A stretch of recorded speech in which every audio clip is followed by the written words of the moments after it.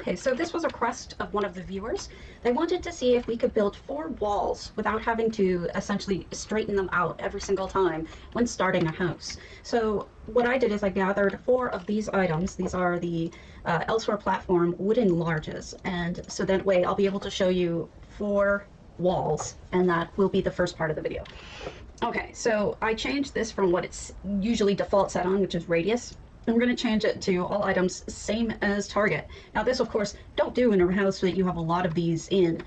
Just pick a house that you don't have any of them in, or just start in a new house. That way you don't select things you already have. You're going to select those with your select button that you hopefully already set in controls. And then what you're going to do is go to builds.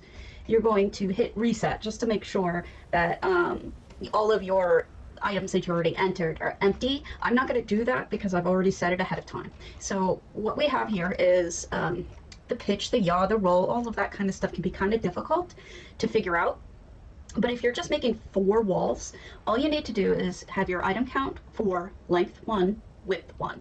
If you want to make them walls and not floors, you want to do item pitch 90 degrees. That way the item, starting from its starting position, whatever that starting position is of the item itself, orientation, all of that. Let me show you what I mean. Change these items, and you go orient, reset each item's orientation, right? That's the orientation that the game has it at. That is not my doing. That's the game. That's what it has it set at, the way that it faces, and the exact yaw, pitch, all of that is figured out by the game. So that's what I'm talking about when I'm saying that each one from the starting position. So when you're going to build and you've got 90-degree pitch, it's starting from here. That's where it starts counting, is this pitch itself. So that's where you have to do that.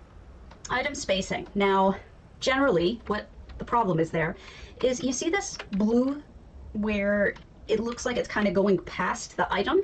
That's because that's the hitbox of the item. Because when I build this, see, it built it?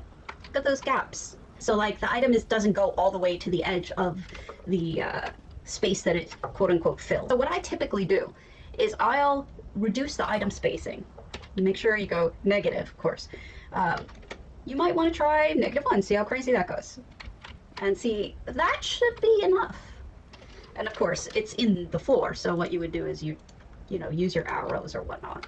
Or you could select it and move all of them. Of course, if you want a door to it, you would take off the front, and then you could just put a door in this front part and fill in the extra pieces. But that's how you get a perfectly aligned one. But let me show you the other way.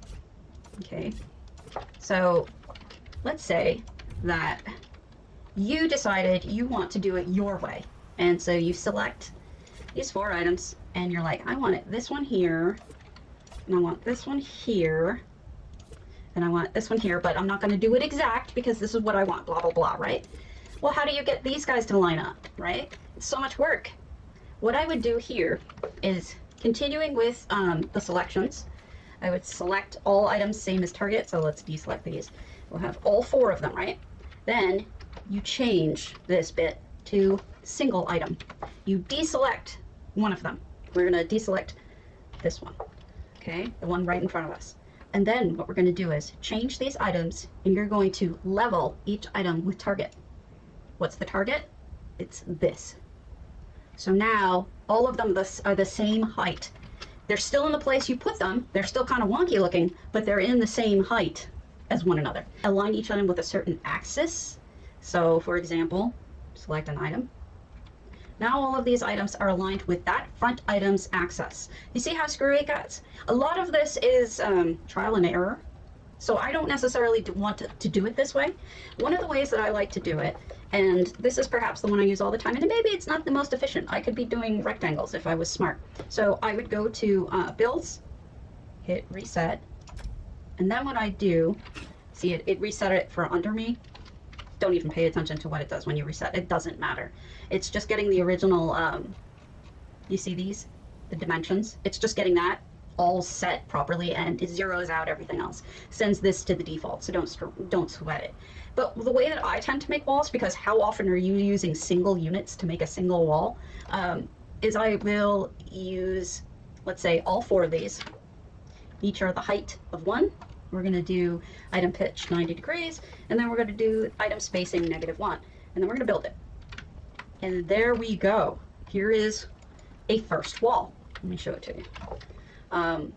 If you select this button, by picking one item, you can move all of them, but I would make sure you do it in the select tab and not in the build tab. Otherwise it'll try to rebuild it every time you move it.